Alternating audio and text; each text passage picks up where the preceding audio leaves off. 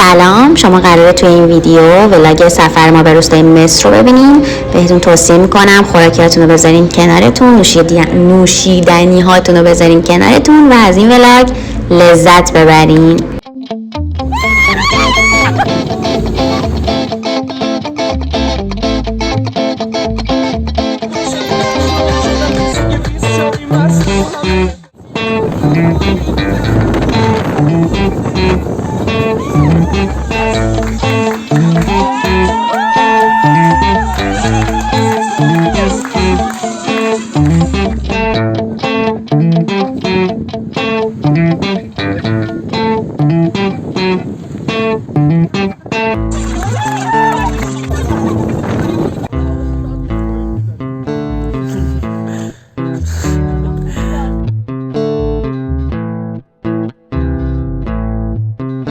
ولی خدای عجب ضربه کاتداری بود.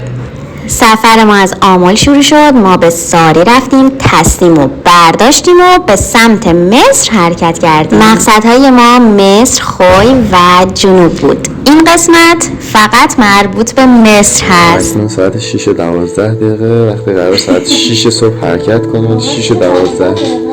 بله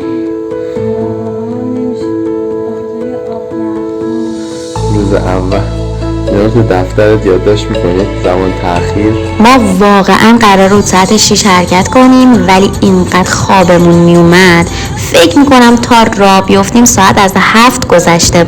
از همین الان تا 1 دقیقه و 40 ثانیه آینده شما مسیرهایی که ما ازشون گذشتیم قراره ببینید. خیلی قشنگ بود، واقعا خفن بود. ما از یه هوای کاملا معتدل بارونی بامزه با کلی سبزه و جنگل رسیدیم به یه هوای کوهستانی برفی و کلی یخ زدیم و در نهایت به یه هوای داغ خشک کبیری رسیدیم. واقعا ترک خوردیم.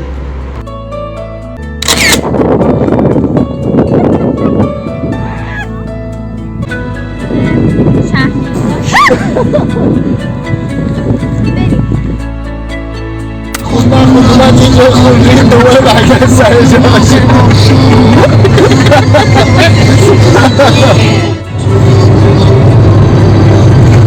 ستارگان پاپ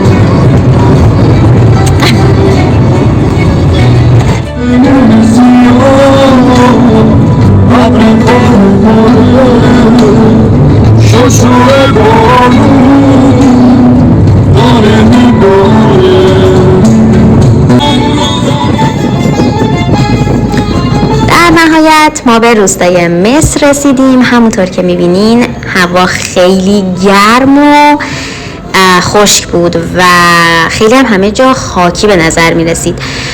جادهش هم بخوام بهتون بگم کلن جاده کبیری خیلی دقت کنین توش رانندگی و به خاطر اینکه یه جاده صاف و مستقیمه بدون هیچ گونه پیچ و خمیه و شما فکر میکنین که میتونین تو این جاده 200 تا برین ولی واقعا خودتون رو محدود کنین چون خیلی خطرناکه. و در نهایت بعد از بزرگراه وقتی که وارد جاده درجه 3 میشین و قسمت که میخواین برین داخل روستای مصر بشین خیلی باید بیشتر دقت بکنین به خاطر اینکه شنهای روان اومدن وارد جاده شدن و وقتی چرختون از روی اون شنا رد میشه یه حالت سر ممکنه بخوره و ممکنه چپ بکنه خدای نکرده. ما قرار بوده 2 شب مصر بمونیم. شب اول رو کمپ کردیم، شب دوم اقامتگاه گرفتیم. شب اولی که کمپ کردیم خیلی سرد بود. اگر شما با سرما زیاد مشکلی ندارین حتما بهتون کمپ کردن رو توصیه میکنم. شام اون شبمون بندری بود که با هم روی زغال درستش کردیم. خیلی خوشمزه شد با اینکه واقعا سخت بود و تا صبحم زدیم و رقصیدیم. خیلی باحال بود. من پیاز تو اون خیلی ریختی از سختی های کار.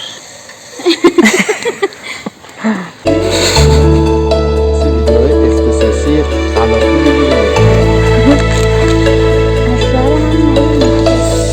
تمام میبینیم نوشابه گول خوردیم.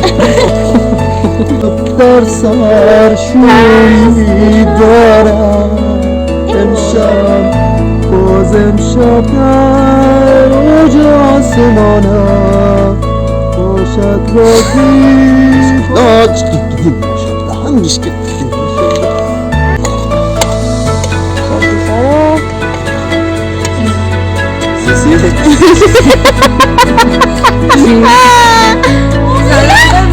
به تو یار قدیمی منم همون هوادار قدیم همون خراب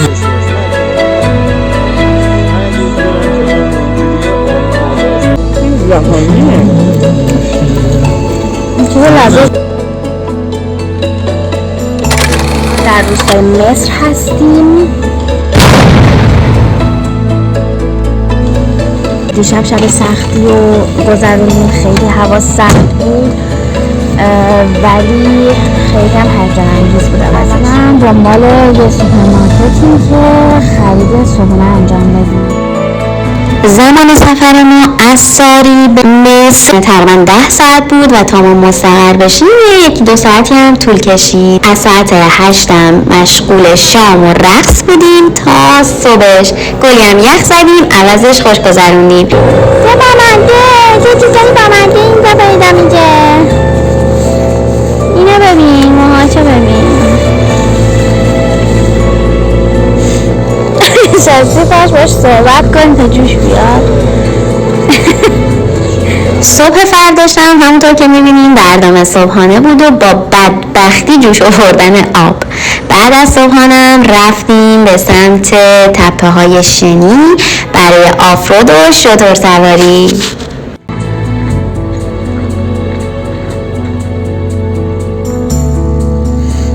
بریم یه نگاهی هم به شتر موتورها بندازیم. حمله نمی کنن با مجه آی خدایا ببینم چقدر تو خری. اگه بزنه قشتت بزنم چی؟ همچنان هیچ کاری نمی کنم. ببینه هیچ کاری نمی کنی قول میدی. آره میخوام بعد به منو بخوایی خمیازه بزی عادت کنم تو خودم.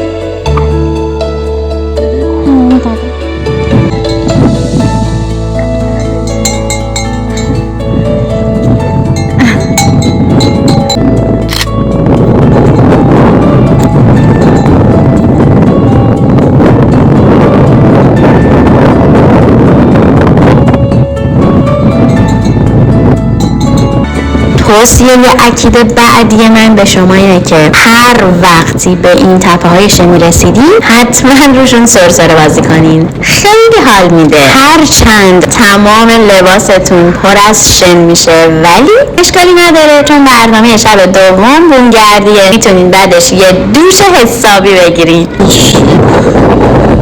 بیبی گفتم میتونی یه بالا گفتم رفتار دور میزنه.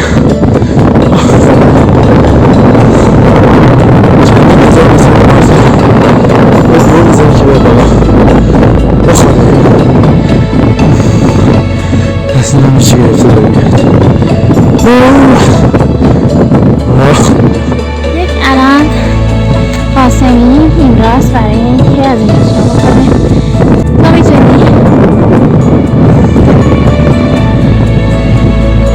حس و حالت برام بگو.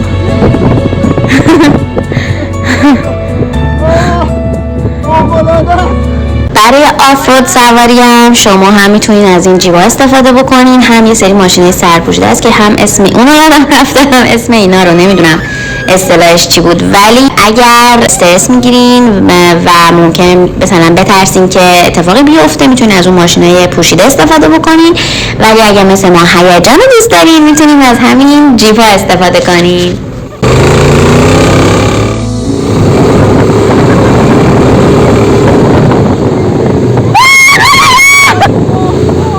یک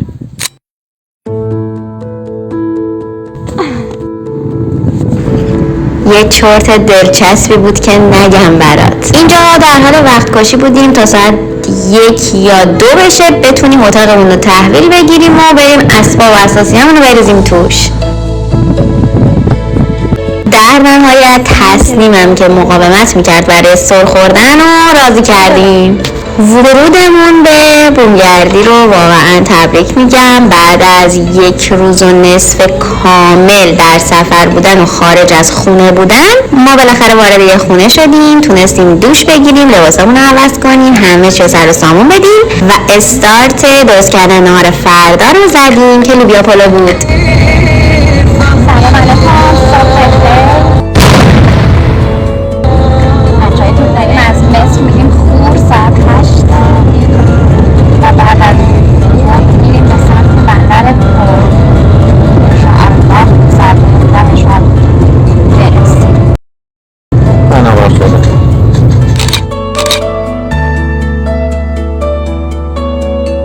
ممنونم که تا اینجا تماشام کردین. توی ویدیو بعدی میبینمتون. خداحافظ.